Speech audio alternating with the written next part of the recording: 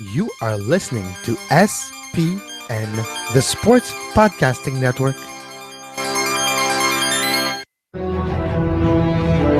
وتكلم من هناك لشوارستايجر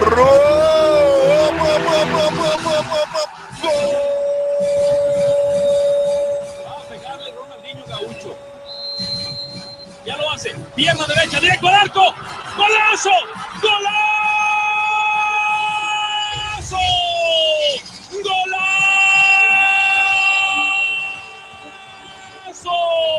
golazo. This is Soccer Today, live on SPN Radio, your new live show about the beautiful game in all its glory, with Duane, Rollins and Kevin Laramee. MLS, EPL, La Liga, Champions League, all is fair game. Powered by the Sports Podcasting Network. Visit us at sportspodcastingnetwork.com. Just checking. Everything's still here. Okay. The world's still here. Everything's okay so far? Well, yeah, because the election is actually going on. It's not over yet. Okay. All right. Well, Soon. if this is the end, thank you for listening, everyone. We appreciate it. We'll be back whenever we can find, the pigeons to send out the messages after all the infrastructure's gone. But Duane, does podcasting travel walls?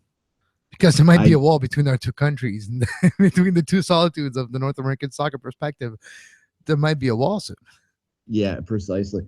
Look, American listeners, you know what you're supposed to do. I'm not going to lecture you on that stuff. We'll try and keep this a little bit political free, but it is a pretty major news day, and we thank you for taking some time to listen to us today. It's probably a good break for you. A little overwhelmingly about electoral college maps and all that sort of jazz. So let's stick away from that. I was going to put a fun who would you vote, whatever. I think Jason Davis on his show today did the president soccer. I'm like, you know what? Nah, let's just play this one straight today. Let's talk about soccer. Let's talk about the beautiful game. Let's talk about the beautiful game in all its glory. Indeed. Yeah. It's a La Liga. Everything is fair game. You heard the bumper. Hosted by us. Yeah, exactly. Visit us on anyway. Sportspodcastingnetwork.com. I guess this is the first thing in the docket today is that Jonathan Tannenwald is going to join us at 5:30. I'm not sure why. Jonathan mentioned don't know today. yet. We'll know soon. Jonathan has a open door policy on the show, so whenever he wants to come in, Jonathan, you're welcome, and we will welcome you in half an hour. Yeah, so he had mentioned yesterday that he wanted to come on today, so we booked him at 5:30 to 5:45, so you can listen to that. He has an article about Josie Altidore. I think that's going to be what he wants to talk about. I think he's got some other things on his mind. So Jonathan's going to have a moment. We're going to make a bumper for Jonathan up maybe down the road. But before we get to there, let's talk about what really isn't breaking news, but it is, but it isn't, and that is that it was announced or reported just 2 hours after Real OKC played the semifinal of the NASL season on the weekend. They told their players and their staff that that was that. And there's a lot of stuff going on with Twitter. With the coach saying, thank you for, it was all past tense. Thank you for having me in Oklahoma. I enjoyed my year type thing. No, the contracts are all gone. They're sort of released all their players. It seems like as we expected, Real OKC is done. And we, spare a thought. We spare a moment for what fans were there for that team. I don't know how many there really were, but certainly one's too many. You never want to lose your team. And certainly that's the bugger of it, right? When you're talking about this league. It goes back to the text that I sent you after we texted each other, OKC's done. I'm like, it was a dumb idea to begin with. I was using more expletive terms, but it was like the idea of that Oklahoma soccer market to have two professional teams competing against each other. The idea was not necessarily the best. Yes, it was creating a battlefield between those two leagues. Guess what? You create that battlefield and you lose that first battle, you're already gone after one season. I don't understand a year after the project, and now that it's over, I still don't understand the reasoning. And if you're an investor, if you do your due diligence, I don't understand how you can come up with, let's invest there in the second soccer team in Oklahoma City. I just don't understand. Yeah, look, this isn't 1982 or whatever when going into OKC would have been inconceivable for a single soccer team, but that's face facts here. It's still not, necessarily a market that's going to jump out at you as being the natural place to put a soccer team. So to have one there and have one successful team there is great for the fans and for the soccer community within Oklahoma. And you would hope that they can continue to build on that. And certainly the Energy had a pretty successful season on the field and on the field as well. Both the teams did, actually. We'll give them credit for that. The way Reyes or the players rallied together, as we talked about last week, to sort of overcome all the crap that was going on around them. And you can imagine that would have been exactly what it was. It's like, they're a group of brothers in the room type thing going, you know what, this is going to be it. Let's go out on a high. Let's play with some pride. And ultimately, in a league like NASL, kind of having that little extra bit of motivation to prove some people wrong, to shut some people up, is probably enough to get you into the top half of that table. And they managed to squeak in the playoffs. Unfortunately for them, the Cosmos were victorious in the semifinal. But nonetheless, you do show some credit there. But look, I still feel, Duane, that the gig was up when the former owner left with half the turf. It tells you that, as soon as the actual commitment are over to the league, this is going not well. Well, yeah, and that's the one that's going to grab the headlines, and that's the one that's going to damage the reputation of a league like NASL, which can't afford that kind of credibility bump. It's Bush League is what it is. Let's say it that bluntly. And like, you're stealing the turf because you're afraid that you're not going to get your investment back. Like, come on, that's ridiculous. However, we move on, and more to the case, obviously, I would hope that the OKC fans that have lost their team aren't so stubborn about the NASL USL battle, the soccer wars, that they won't just move over and support that team, because I think it's important. I think for a community like that in a city like that, for people to get behind what professional soccer they have, and I would hope that they would be welcome with the Energy crowd to come back over. They played their year in NASL, they had some fun, I'm sure, and now you get down to the business of deciding whether you want to support local soccer or whether you're into it for some kind of philosophical war. Funny thing is, if they go watch Energy game next year, they won't be that. It won't be that unknown, because they'll see Ottawa, they'll see Tampa Bay, and they might see other franchise that they've accustomed themselves to in the last season. So you know what, Oklahoma soccer fans, get behind the Energy. It's not going to be that different than it was with OKC with the Rayo. Yeah, and this sort of segues into where I wanted to go next for this, and I want to give a nod to FC Edmonton, the Eddies, who also lost on the weekend, unfortunately for Canadian supporters of that club and for NASL supporters of that club. They fell one step short of a final appearance. Nonetheless, it was quite clearly FC Edmonton's best season ever. Just couldn't find enough goals when it mattered, and the 11 were able to get into that final, which set up, I think, which is a pretty exciting final for the league, to have the 11 playing the Cosmos in that. But I did want to give a nod to FC Edmonton and sort of talk about their future, because obviously there should be a choice. I should say obviously, but it's becoming increasingly clear if you're up here, and I've been reporting this for years, but taking that hat off and sort of trying to look at this from an outside perspective, it should be increasingly clear to anyone who's observing this that there will be a Canadian Premier League as an option for this team to play in within the next couple of years. And most of us up here think that that's the best bet for the Eddies, but they maintain, and they're very stubbornly holding on to the idea that they should stay in the NASL because Faith, their owner, is a major investor in that league, and is he going to hold on to that ship as it's sinking, so to speak, and drag down the entire club with him and the entire soccer community in Edmonton with them? Because that seems to me what's going to happen here. It's hard to see how NASL recovers from this. I can envision some kind of system that evolves in the near future where it's just no longer there. And look at the league now, Duane. Already down 3 clubs. The offseason is a week old, not even. And there's 3 clubs gone from the league. Back to 8. So what's it going to be now? There's 3 out, 1 in. Yes. The Deltas, of course, coming in next season. And what are they thinking, too? Like, at this point in time, it's like Mark DeSantos has to be kind of shaking his head a little bit. I know that he has some loyalty to NASL himself, I think, but that's got to be a scary situation for him to go into that without much long-term future. He could be looking at another new club a year from now as well, and then that's unfortunate. But hey, it is the life of what it is.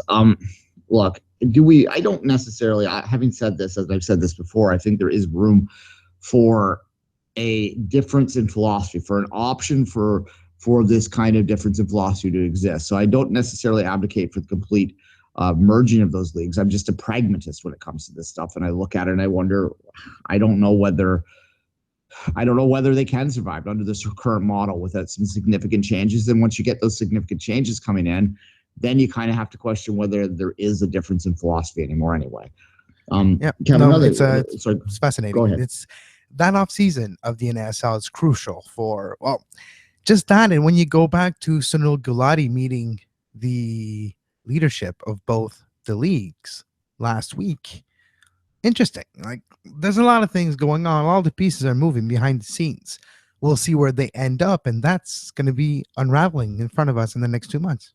Yeah, well, and we're going to have in the last week, as we said, Jonathan Tannenwald is going to be on today, and he said before that merging NASL and USL might allow for some form of promotion and relegation to finally come into play. I think it would be between two levels created at the USL level is the more practical way to put it. But you can even keep the branding if you want, NASL, USL, but it's all part of the United Soccer Leagues. And you have the 1 and 2 division, and you have the best 3 coming up and the worst 3 coming down. But because it's all encompassed in the United Soccer League, it might not be as detrimental for one team to go down, and the benefit may not be as much as the infrastructures will not be enough. So everything might just be perfect for that reason. Yeah, well, they're franchises, so they're buying a franchise into the United Soccer Leagues, and they're moving within the format of that. That's the legal argument against pro rel at MLS level is how the hell can you legally enforce MLS owners that bought into a league and signed contracts to this regard to play at the top level. I mean, I don't think it's legally enforceable. I think that they would run into trouble that way. It's something that a lot of advocates for pro rel don't like to talk about, but nonetheless, that is something that I think would be a complication to it at any rate. And if you have, like I say, like you just said, if you have them under the same umbrella, then they're paying the franchise fee into that and so on and so forth. The question is, what do you do with Miami? What do you do with the Cosmos? Because I'm not too sure those clubs necessarily fit into the model that the USL would like. For year one, Duane, you're going to have to put team in the first division and team in the second division. The caveat could be, well, Miami, Cosmos, maybe the NASL merging team if that happens. All right, you guys are going to be Division 1 for sure for the first season. And then depends on the other team. Ottawa might end up in the NSL after all next year. Think of it. But maybe that's the solution, or at least the incentive they would have for year one. Because when you're talking about a project like this, and meeting from Sunil Gulati, president of the United Soccer Federation, when you have those type of meetings, there's things that are going to come of it. It's like going to the principal's office with two people that didn't get agreed for years. It's about resolution. That's why they were talking to Sunil Gulati. We'll see what the resolution will be. But if it comes to a 1 and 2 division of the United Soccer League, branded in ASL, if they want to keep that branding, USL, if you want to keep that branding, but the incentive for the NSL team to maybe accept, so look, you'll be guaranteed for year 1 and maybe year 2 to be in the first year. Yeah. I think there's even room if you look at USL for a third tier, even when I really think about it, because you look at Wilmington, for example, who have basically relegated themselves to the PDL next year because they're getting pushed out by those larger markets that are coming into USL. And if you absorb the NESL markets that are coming in, then that's going to be even more put even more pressure on markets like Wilmington, markets that are smaller, markets that traditionally were playing at the USL level. The markets, quite frankly, that people from the NASL side of things look at and go, we don't want to be part of that because that's minor league. Those are the exact markets that are getting pushed out. That's not necessarily healthy either. So you do have to find a solution that works for all sizes and all types of investment, because if you want the game to grow over here, both in Canada and the United States, you do have to have representation. You have to have opportunity in all markets. And I realize when I say that's a lot of the argument that the pro-rel people have. I counter that, and I've done this before, but real quickly, that you have to create that in an environment that's also has enough stability and safety nets on it that it makes it attractive for investment, because simply just opening a pyramid up isn't going to necessarily make that attractive to an investor, in my opinion. People can differ on that opinion, but that is my opinion. All right, Kevin, let's take a quick break. We're going to come back, talk a little bit about the Hex.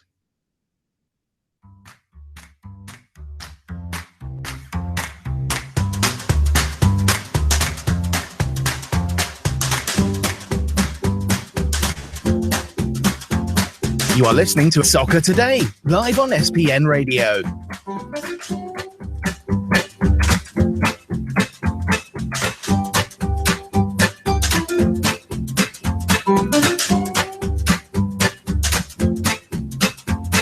Visit sportspodcastingnetwork.com for more.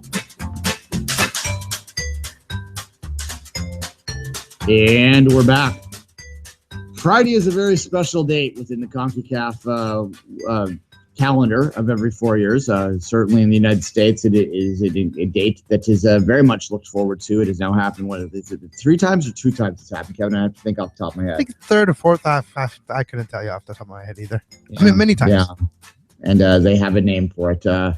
The 2-0. 2-0. 2-0. Por favor. There you go.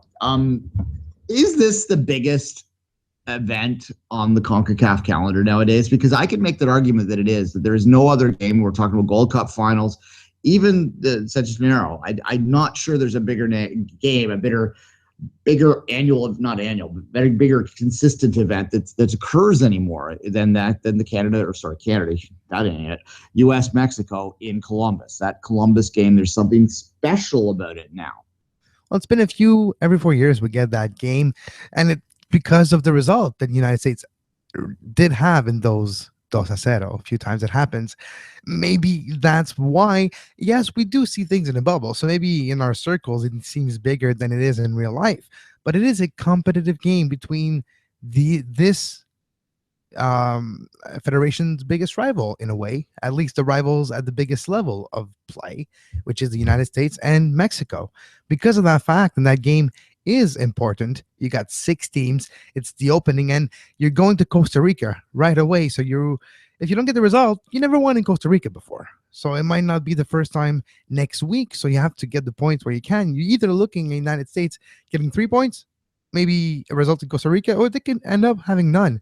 Mexico has put on paper their top lineup, and they need to prove, because Juan Carlos Osorio is on a very slippery slope if he doesn't recover from that big trashing they had against Chile in the Copa Centenario, the Centennial Cup. That's the Centennial Cup. Yeah. So with that big trashing, JCO is on the hot seat if he doesn't perform well. So that big game against the United States to begin always has a lot behind it, and maybe that's why it's a big game. Maybe that's why we perceive it as a biggest game, at least in the qualification process, at least in the non-club level of CONCACAF. Yeah, look, it's become an event, obviously, and there's a lot of reasons for that, and I think there's a lot of historical reasons for that. And the United States has looked at this, particularly the United States fandom, their increasingly growing fandom, your American outlaws out there. I think look at this event as where they can sort of put their stamp down and say, no, this is our territory, and we are the major player in this, and that rivalry sticks out. I think the Mexicans, because there's a huge Mexican population in the United States that chooses to stick with the heritage rather than the passport in this game. I think that adds a little conflict to it. Obviously, the events of tonight could add a political charge to it that maybe might not be pleasant for everyone there as well. So this is without a doubt a biggest game. And I do think, I was asking a rhetorical question, really, from my own perspective. I do think it is clearly the biggest game that exists in CONCACAF right now, with apologies to Costa Rica, because Costa Rica is right up there with the U.S. and Mexico, in my opinion, in terms of skill right now. But they don't have a game like this. They don't have an event like this. And you just said it a second ago. This is massive for the U.S. as well. They need to get points in this. If they are to be upset, and I think at this point, because 2-0, as you said, it's now consistent that Mexico struggles to win in Columbus, although the weather is going to be balmy, not freezing like the past ones. It's a little too early, and maybe in the minds of they would have loved to have the snowball, but when against Mexico, but no. Yeah, the weather may change by Friday, but certainly I was outside today here in Toronto wearing short sleeves. So it's an odd little fall of global warming proportions going on right now here in the Northeast. So Columbus's weather isn't that far removed from ours. Nonetheless, it's a massive game, and if they are upset, as you said, they're heading down into Costa Rica, a place they, surprisingly to anyone who's really, not paying that close of attention, never won down there. There is the possibility that the U.S. could be in a very big hole immediately into this. And this is a pretty deep hex. I think TNT is clearly the team that most people would assume will finish on the bottom of it. But I would put the rest of the 5 all in there with a chance to get through into those top 4 spots. So if the U.S. goes through 2 games with 0, I'm not going to say that they are for sure going to be top 3 with an automatic qualifier. Now, I think it's a soft touch in the interconference. They're playing the 5th place in Asia for that 4 spot. So I do think 4 teams are going to go to the World Cup from this hex. So I'm not suggesting the U.S. is in grave danger of that, but nonetheless, these are important. They need to get 3 points because that Costa Rica's game is going to be tough. Speaking of the United States team, Duane, we're looking at a team that is very young, that is basically putting a lot of eggs in the Pulisic basket. And you have as well the injury to Jeff Cameron, missed the last 2 games of Stoke City in the Premier League. You have a team that has Aaron Johansson back in the fold where he hasn't been really seen the last 2 years. Those decisions by Klinsmann are really intriguing. That lineup is very young compared to a very experienced, not necessarily old, but type 1, A1, the best lineup possible for Mexico. And you cannot necessarily say the same for the United States because of injuries, because of different decisions. Tim Howard chosen for being the goalkeeper. He's in form too. It's playing well, having the penalties in the game against LA. So because of those reasons, there's some decisions that can be understood, but it's still not questionable, but it's a different lineup than we're used to. Let's put it that way. Yeah, Alan Gordon was called up today to replace Jordan Morris, who picked up a nick. Exactly, Sorry. Alan Gordon. So that's why you're saying not necessarily the best lineup for the United States. Yeah, the chatter down there is that they're starters. They're happy with the top 11 or so, but there's some questions about the depth for this team, and particularly if you have to play the 2 intense games and back. And you have also, we talk about this from an MLS perspective all the time, but I do think the fact that this falls in the middle of the MLS playoffs is affecting their MLS players that are in this lineup as well. Michael Bradley and Josie Altidore are going to be, to use 2 examples that we're very familiar with here, are going to go into this game kind of having to change gears, kind of having to change focus from the Toronto run. And obviously they're in good form in MLS, but it's intense. There's got to be a bit of a breath after they get through those, like what it was a very intense period of play for them, to then suddenly have to go into this hot box. And, this is to say nothing, as I said to you, and you Montreal fans are probably happy about the fact that Josie and Bradley have to go play in this. They have to go to... that they travel from Toronto to Columbus, which granted is quite easy, but then they're going to have to go to Costa Rica. Yeah, and then fly back come back to Toronto. It's like lucky there's extra couple days rest, but nonetheless, that's certainly going to affect that. We'll have lots of time to preview that end of things, but certainly, just from a perspective of can they wrap their head back around international play and get up for it? Obviously, they'll be emotional. They'll be mentally up for it, I think, but they're still going to be tired, is what I'm getting at, and that has to be some kind of an advantage in my mind. I mean, the Mexican players are playing right now, but it's not at the most intense period of their season like the American players largely are. It's a good thing they actually had the weekend off against New York. Yeah, well, that the intensity did drop in that second half for sure. It became a bit of a exhibition. I'm sure Greg Vanney looked at Bradley and everybody else, be like, guys, if you get beat, just let him go. Don't pick up a foul. Don't pick up the chance of getting injured. Don't exert yourself too much. Just take it easy. Precisely. Well, as we said yesterday, Josie and Bradley were both on yellows, so they couldn't really afford that. So you would think that they were able to mentally at least be emotionally rest a little bit in the second half of that, but nonetheless, I think it is a factor. And the scheduling hasn't been kind to them. Costa Rica is going to be a tough one. That's just for the last few minutes of this block. Look at the hex in general, and obviously. A bit disappointing. Obviously, the Canada's not there as always, but we'll move on from them. We will talk about their friendly against Korea when it happens, but we're not going to belabor that too much right now. I don't know for you, but I was not necessarily expecting Canada to be here at this point anyways. Like, not that I wasn't hopeful, but not that the games are not playing on the pitch as well. You never know technically what can happen. But if it was to go chalk, it would have looked something like this.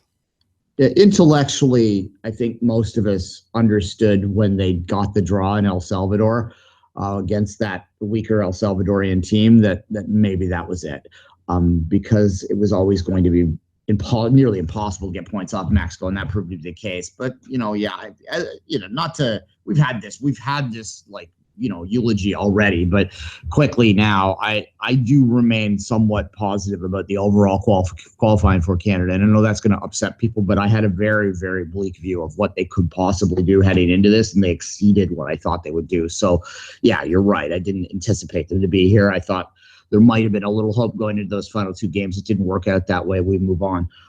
Looking at the rest of the group, we obviously, the U.S. and Mexico are 1-2 favorites in this, and you have to put Costa Rica in for the third slot, if not above. Well, let's ask that there's two halves of this. Clearly, you have Mexico, U.S., Costa Rica as most people's favorites to go through in the automatic qualifying positions. How do you see that mixing out, Kevin? Do you think that at the end of this day, who's on top of it? Well, Mexico this time around. I feel Mexico, United States, and Costa Rica. I do feel United States could get a result in Costa Rica, depending on the roster, the starting 11, if they change, or how they deal with everything that's going to happen. We'll see. It's early. It's the beginning of the last round of qualification. It's early in the hex for having the 2-0, but it's going to tell a lot. I do feel Mexico might surprise people in Columbus, and actually, who knows what can happen. Mexico seems very strong and under pressure, and usually they bounce back. And after you get humiliated like they were this summer, you kind of want to make sure that it doesn't happen again. So I think that's what's going to be the case with Mexico. United States will be United States, so top three will be those ones. For me, Duane, what's interesting is Honduras, Panama, and Trinidad and Tobago. Nobody's expecting TNT, but Honduras is not as its best. Panama is an up-and-coming as well nation. TNT might have a shot to maybe squeeze in that fourth place, and that's what I'm cheering for in this hex. But we do have Stephen Hart there, former Canadian national team manager, person that I got to know pretty well, professionally speaking, during the years that he was in charge of Canada. So I'm cheering for him a little bit. TNT is the sixth team in this, seeding-wise and otherwise, for sure. I do tend to, Panama was very unlucky to not make it last time. If the U.S. Did what every other team on earth would have done, they would have eliminated Mexico in qualifying and pushed Panama in. We all know how that turned out, though. I do think, as you said earlier, that Mexico probably is the guy. I've been arguing with Americans about this for a while. I don't, there's this perception because of that 7-0 loss at the Copa Centenario that Mexico's on a downswing. I don't think if you look at their overall results and exclude that necessarily plays out. They were pretty strong heading into the Copa last year, and a disappointing tournament aside. And remember how well they played at the start of that tournament too. It was really just one game that we're focusing on. Reminds me of Canada with the last cycle. Yep. You hate to remember that, don't you? Yeah, I hate one to remember that. Nonetheless, it's similar in the ways. It's psychological is the biggest question, because the talent is there, and it's a very stacked roster for this first two games. I do think Mexico will win this group. I would actually think that I have this hunch that Costa Rica might even nick the States for second, and the U.S. will be in there for third. If I had to pick my fourth place team right now, I would lean towards Panama, just because I think it is time for them to maybe make that final step. It is a solid program. It is a program that has been in the upswing for a while. It's probably at their ceiling, fourth place in the hex, but nonetheless, that would, I think, give them a very good shot against the Asian fifth place team. If you look at the history of the Intercontinental Playoff, fifth place Asia, they don't usually do very well. Asia is overrepresented at the World Cup. It's something that drives me nuts. The argument for it is that they have bigger populations, but I don't know whether that should necessarily matter when they consistently underperform in the Interconfederation playoffs and in the World Cup itself. If you look beyond Korea and Japan at the World Cup, go do fun. If you want to do a little project, go find out how many points per game the Asian teams that aren't the two that I just mentioned get in the typical World Cup. It's absurdly bad. And I'm not sure why they maintain them the 4.5 spots, because it's a bit ridiculous that they get that many. At any rate, nonetheless, there are 3.5 for CONCACAF, and hey, away we go. It should be a fun time. I think I'm ready for it. I think enough time has passed. As I said earlier, my emotional investment in Canada, at least they're still playing. It gives me a little bit of a taste of them before I get into the main event. It's kind of a little bit of candy before the main dinner that I have in the evening to watch the USA and Mexico, and we will continue to provide coverage of that moving forward. Kevin, any final thoughts on the hex before we take a break to get Jonathan on the line? Nope, all good.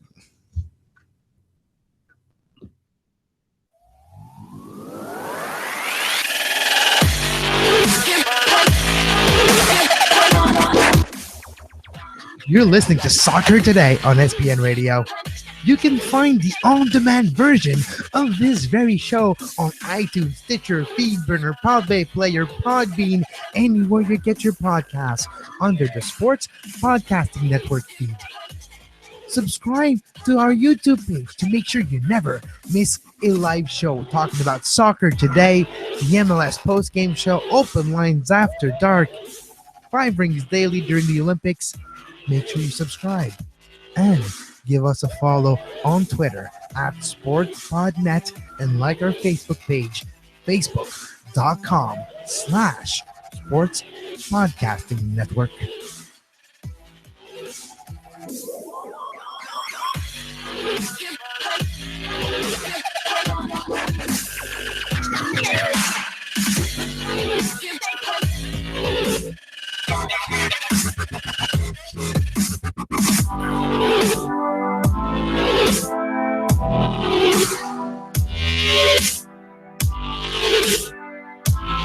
And we're back on Soccer Today. It's a great pleasure that we welcome back Jonathan Tannenwald. Jonathan, busy day today, I imagine.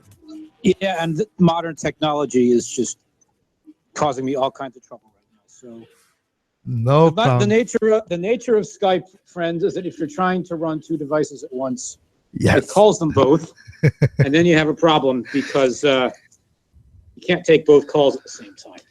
Yes, so, Jonathan, that's the bane of our existence. I would say it happens pretty much daily. How can I help you? Well, Jonathan, you wanted to talk a little bit about Jozy Altidore. You wrote an article today or yesterday. What can you tell us about Jozy Altidore heading into the big game in Columbus? Well, can you hear me now? Yes. Okay, good. Now I've got an actual microphone. He scored, by my math, Duane, 15 goals in the last 20 games. Yeah. Problem is, he scored them in Major League Soccer and for the U.S. national team. And for a number of people in this world, that ain't good enough. So what do you think?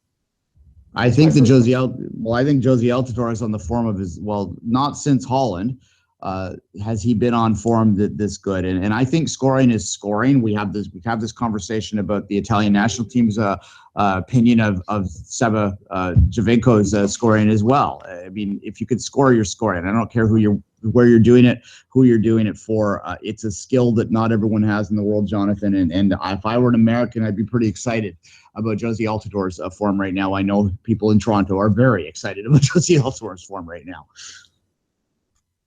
As they should be. The column that I wrote, the column that I wrote was about Altidore. I was at Yankee Stadium on Sunday. Yeah, and I listened to Greg Van. Jozy, oddly enough, Jozy wasn't in the locker room because it was his birthday and he was off on what I termed an excused absence, celebrating somewhere.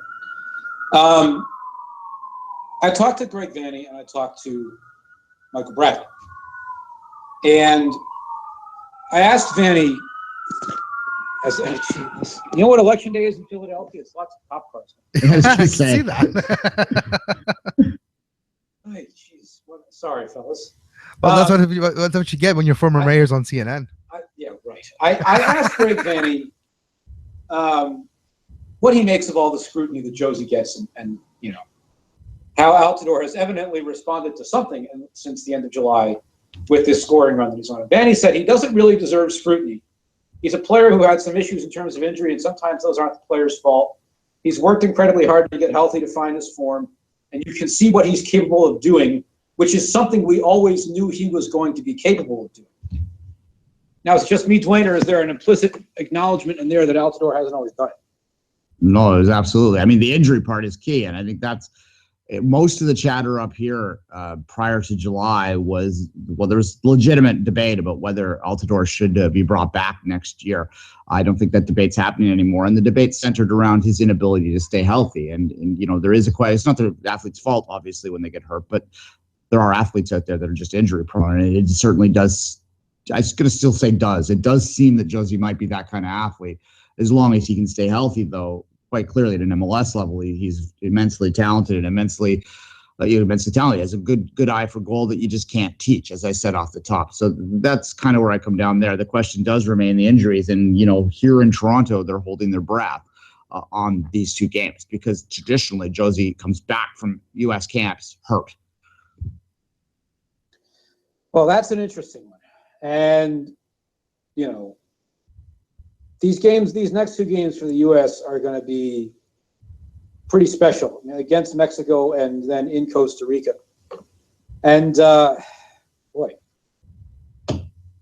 I think the one at Costa Rica almost worries me more than the Mexico game, because the Mexico game is going to be what it is, but it's going down to San Jose, where the conditions are different. Costa Rica plays a much more in-your-face defensive style. I think that's one way to put it politely. But as Michael Bradley said, what more can you ask for right now than 3 playoff games, 2 monster U.S. World Cup qualifiers, and then 2 more playoff games against your club team's biggest rival? That strikes me as a fairly big stage, and I get the impression, Duane, from talking to the folks who came down from Toronto on Sunday, that there's a lot of buzz up there. Is it a benefit, Jonathan, having those players in the team for the United States that are in MLS right now still playing? Because it's like continuing, you're just changing jersey, changing city. You're playing a little differently, but you're just continuing on that run. Well, look, Josie Altidore has always answered the bell for the national team when he's been out. So he knows how big a game it is. Michael Bradley knows how big a game it is. And I think that the run the two of them are on now, look, heaven knows what Jurgen Klinsmann will do lineup-wise or tactically with Mike Bradley. But the form that those two guys are on right now, I would think when you look between those two, what Tim Howard's doing in Colorado, and how well the various Americans are playing in Germany right now, I think there's reason to be optimistic about Friday night. Might not be 2-0, but I think there's reason to be optimistic. Well, it would be a shame if it's not 2-0. What are you going to call it? What are you going to hashtag it if it's not 2-0? Jonathan, we asked before you came on, we were debating whether it's the biggest game on the CONCACAF calendar right now, the game in Columbus, which has now become, I think it is. That was my answer. So I take it you agree? Oh, I think so. I mean, the only one that comes close is the one in Azteca. If that's how you rank them. But yeah. No, I mean, surely this is the biggest rivalry on the continent. I think up and down the continent, that is clear. And when the proposal was floated to change up the CONCACAF World Cup qualifying format, Victor Montagliani said he wanted to preserve the U.S.-Mexico rivalry, which tells you that they know something at Confederation headquarters about how important this is for driving attention to CONCACAF as a whole. Yeah. Sorry, Duane. Go ahead, John. Go ahead, Kevin. Jonathan, when you're looking at the game in Costa Rica, you say you were more worried about it. The United States never won in Costa Rica. How difficult is the turnaround to go to Costa Rica to play that very important game in very different atmosphere, environment, temperature that you're actually used to on a day-to-day basis? I don't think it's the turnaround per se. I think that's fine. They're used to that. They know the players.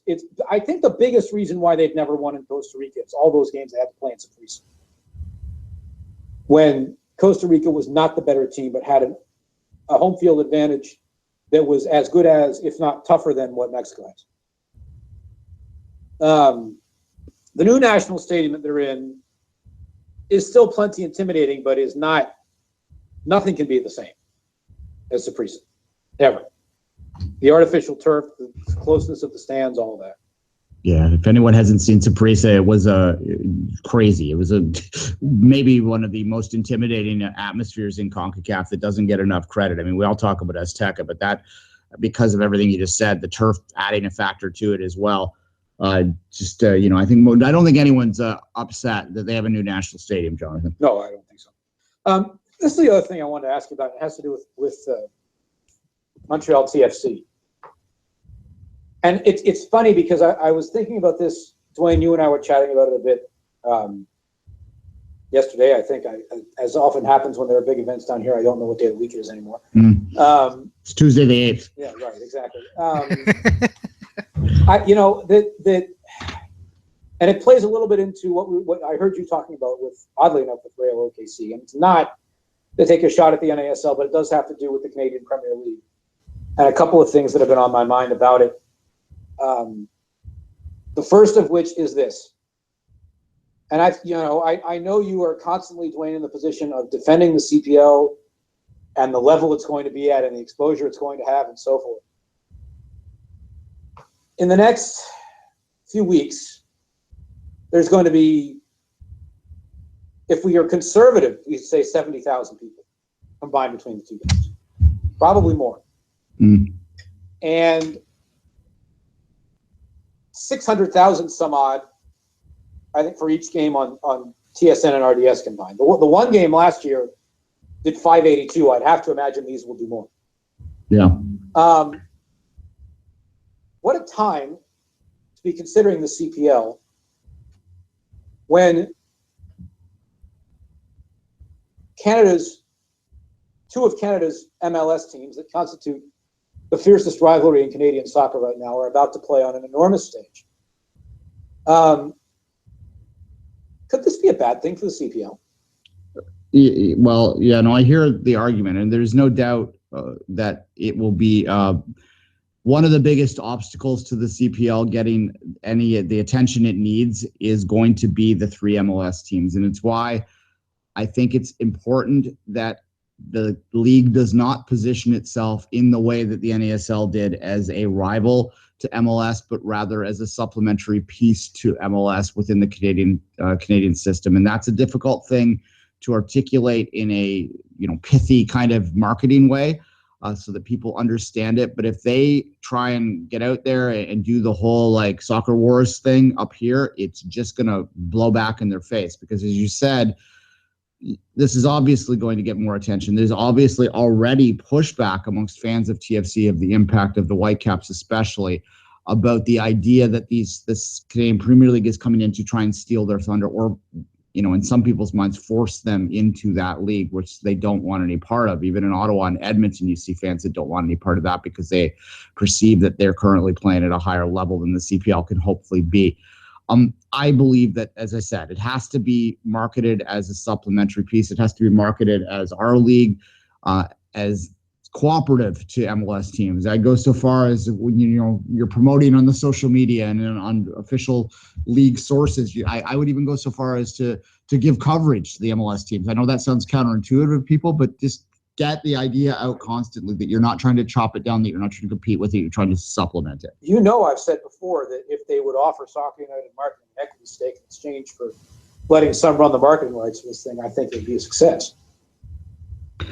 And well, certainly the Soccer United marketing model is a big part of the business plan. I think I've said that several platforms by now. But yeah, look, there's no doubt, and I come at this from a development perspective, but it's not even development necessarily, because it's wrong to say that the Canadian Premier League's primary focus is development. The primary focus of the Canadian Premier League will be to provide professional soccer to markets that will never get it in the U.S. system.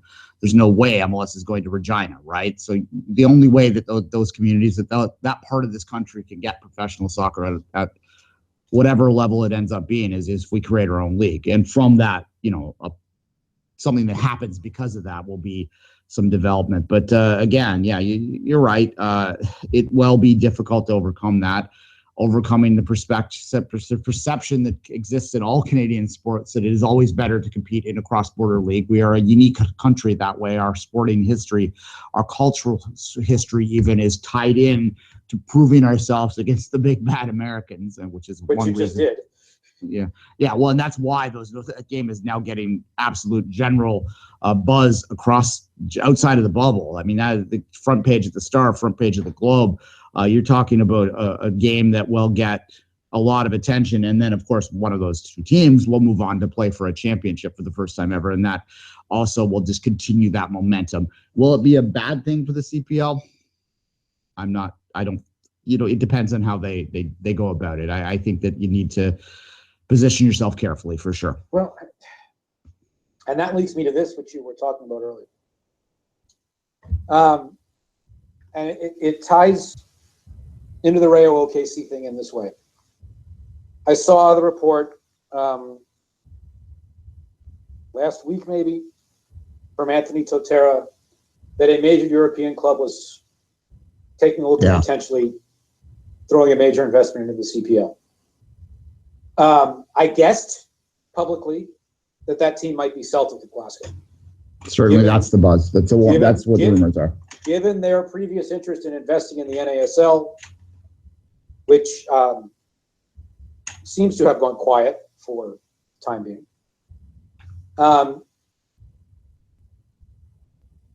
May I suggest that the burden of proof is on the CSA and whoever else that's the potential owners and investors in this league, that it is theirs to prove that Celtic is the right kind of investor, because the record right down here, you have Chivas USA, you have Rayo OKC, and you have New York City FC. Red Bull's already will do. Red Bull, yes, Red Bull's okay. Sure. Although the ties have been a little less direct, but nonetheless, okay, fine. So the record is 2 wins and 2 losses. Yeah, no, as I said, I think when we talked about this on the show, it's about the execution, not the idea in my mind, because you can see a mixed bag there. I don't think NYCFC can be deemed a failure. I think that they, it's young. It's young in their development. Obviously, the stadium is an issue, but that's more New York politics than it is anything to do with what they're doing. Certainly, I'm leery of it, but I also understand the instinct to try and take advantage of that name. The other complication up here is if they allow Celtic London to come in, which is, or the London, Ontario I'm referring to, then how can you then turn around and tell the Impact, the Whitecaps TFC, that they can't have a team in, it's called, Impact Sherbrooke or whatever? I don't know how you yank the teams out of the USL and make the CSA happy and be done with it. Yeah. But it's and I'll ask this too, by the way. Why London? Simply because it's close to Toronto, or what? London's a fairly large market that has a pretty good level of success at the League One Ontario level right now, which makes people believe that it has the potential for a market. There's no other professional sports there. The London Knights of the OHL draw close to 10,000 a game. As I said, their League One Ontario team's drawing like 2,000, 3,000 a game on the men's side, which suggests that there's an appetite for it. So that's kind of why London's exciting people. Kitchener-Waterloo is the other market, which probably it's only an hour or so outside of Toronto that a lot of people are talking about in Ontario. Just getting a cluster of teams to reduce the travel is something that a lot of people are talking about. But I guess my point is more, is that the closest Celtic can get to one of the big cities? Yeah. Well, I have been asked, and I am respecting this request, to not report who the potential owner of the Toronto franchise here is in Toronto in the CPL. It's fairly significant money, and it's fairly significant money that's not attached to that particular foreign club. So the Toronto market's probably off the books. And then if Hamilton's coming in there, then you start to have to think about oversaturating the GTA, and London or Kitchener would make the most sense. It's the biggest market still Ontario left at that point. No. Well, would it be Victoria? Would it be Quebec? I can't fathom it be Quebec City, but I could see it being Victoria or some place in British Columbia. Yeah, well, BC is a lot of questions in terms of, because the Whitecaps, as of right now, aren't officially involved or interested, as far as we can tell. But they so completely control the development in Western Canada that it's going to be very difficult outside of Calgary and Winnipeg, which are enough apart and have their own sort of identities. It's going to be very difficult for a team to go into British Columbia and compete with that Whitecaps brand, because they have done a very good job at establishing themselves as the prime and only brand of soccer, the excellent brand that represents excellence within the province of British Columbia, is very much associated with the Whitecaps. Well, I was under the impression that there were enough hipsters out there who'd given up on the Whitecaps that they'd have a fan base if they wanted. Yeah, there's them in Toronto as well, but I mean, I think that's a fool's game to chase that crowd, because you're getting into the soccer wars stuff. They're welcome there, but you're not going to build your whole base off it, I don't think. I want to see, and I've had some of these conversations about, and speculation, nothing more about who the potential owners from the CPL might be. I hope that they're local. It's I don't mean to come across as sounding, xenophobic or building barriers or whatever, because it's not my intention, even though I know that is the effect. But the USL has been very successful with local sponsorships. And yes, it's an American league and so on and so forth, but I cannot help thinking that if the Canadian Premier League is really going to fly, it had better have a very strong local footing. I can tell you what I've reported on in terms of the ownership groups that I'm fairly confident on. True North out of Winnipeg, which is a local group that, of course, owns the Winnipeg Jets, and the Calgary Sports and Entertainment Group, which is the Calgary Flames, and the Calgary Stampeders of the CFL. So there are, at least in those two cases, we are talking about local owners with fairly significant deep pockets. So in those two cases, as I said, there does seem to be every indication that there is an understanding. And the CFL, the one thing I'll say about the CFL that they are successful at is that they are successful at finding the local sponsorships, particularly in the West. And if the league is to be successful, they need to have a presence in Western Canada where that they can sort of grow that game in an area that's not as traditionally attracted to it as maybe you're going to find in British Columbia and Ontario and the Montreal area. So I do think that you have some evidence that you have some deep-pocketed owners there that have some local ties and an understanding of their local market. Oh, yeah.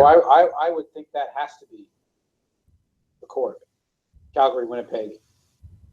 Yeah. There's a team in Saskatchewan. I would think that has to be, because that's also where you're going to plant the flag to grow the game to the point where McMahon Stadium and Regina's just building a new one.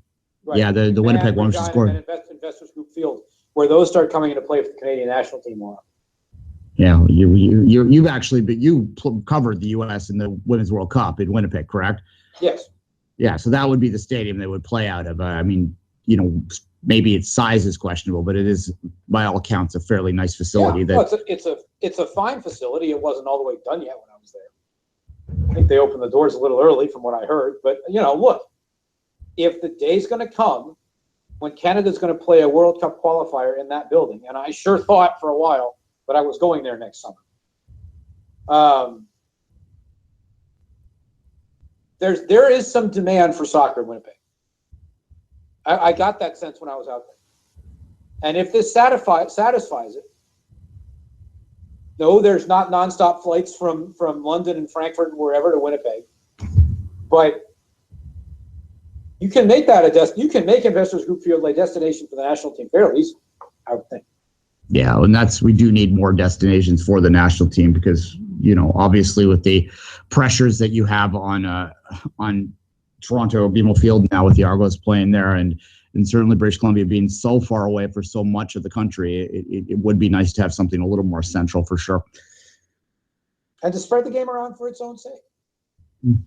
I mean, for all that the U.S. Soccer Federation gets criticized for high ticket prices, and very, the size, picking the wrong size stadiums for various events.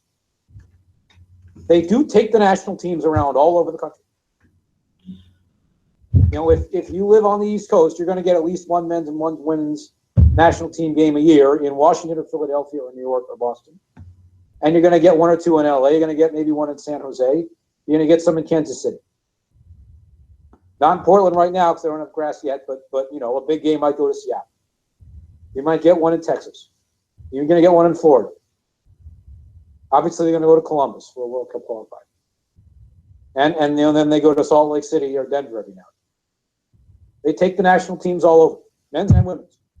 And one of these days, I'd love to know what's holding the CSA back from playing a few more home games every now and then. It's money. It's your answer. It's your short answer right there. Is it cost, or is it that they just don't think they're going to make enough? Yeah, what I've been told is they lose about $100,000 if they host a men's friendly because they have to pay significant appearance fees often to bring a team up here. So that makes it difficult. Though they are, I think, to their credit, doing a better job on the women's side. They've only announced the Vancouver game against Mexico in February, which is to celebrate the bronze medal. They're doing a bronze medal victory tour, but they implied at that point that they would be doing something that would probably hit the other venues. There'll probably be a game in Hamilton. There'll probably be a game that wasn't a venue I appreciate, but to hit the GTA market, there'll probably be a game in Ottawa, maybe one in Moncton even. I'm curious that you did cover games in Moncton as well. I didn't know. It's the only venue I did not get to. Oh, okay, there you go. I thought for a minute you did for some reason, but people ask me all the time what my thoughts are about the East Coast, and I lived there for 5 years, and I think that it's a bit far-fetched to think that they are ready yet. I would, I don't know if the investors are out there, so that's my thought quickly on that. Jonathan, I think of Toronto and Montreal as the East Coast anyway, but you're not alone in that one. You said $100,000 lost on a men's game. About that, yeah, that's what I'm told. My response, unfortunately, is too bad. That's money that to me is worth losing. Certainly, they get a lot of criticism for their consistent. Look at this week; they're flying their players to South Korea for a game that they're probably going to have their ass handed to them. To be blunt, they went to Morocco. They went to Azerbaijan. Was it where else? Yeah, they've been all over the globe, and they play weird countries all over. South Korea is a fairly marquee opponent. I'll give them credit for that, but I'm not sure they're quite necessarily with the group that they're sending over there. The competitive level of it might not be for the best. Would it have made more sense to play a game here? Why not? It's not like the BC place is all that busy right now. Of course, they might not have been able to anticipate that at the time, but certainly there are other options. The other option too is, and a lot of criticism comes down if you're going to consistently play outside the country, at least play in CONCACAF to get used to it. They are playing a U20 camp down in Honduras, but other than that, there's still remains some kind of odd resistance towards playing in those kind of places outside of qualifying. And certainly our results down there in qualifying don't necessarily indicate that that's the right plan. But there you go, Jonathan. All right. On that note, we do have to wrap now. Those sirens, they weren't coming from you. No, they were not, and that was also not the bumper for my appearance. Okay, fair enough. Fair enough. So get out there. Hopefully everything works out for you down south today. We won't say anymore. Thank you. I am starting to look at hotels and airfares for a trip to Toronto. There you go. Fair enough. Well, it comes to that. So December 10th, and. Let's start with November 30th, and we'll talk about December 10th eventually. I can't make the midweek games up there. I'd love to, but I can't do it. But I'm thinking if the finals in Toronto, I might just go. Well, there's one flight booked from this house today, and a car booked for the other person today. So we're heading to Montreal for sure. It's going to be a lot of traveling support. It would probably be double what it would have had otherwise. They announced today. 30,000 tickets sold in Montreal already. We haven't got the allocation here officially yet.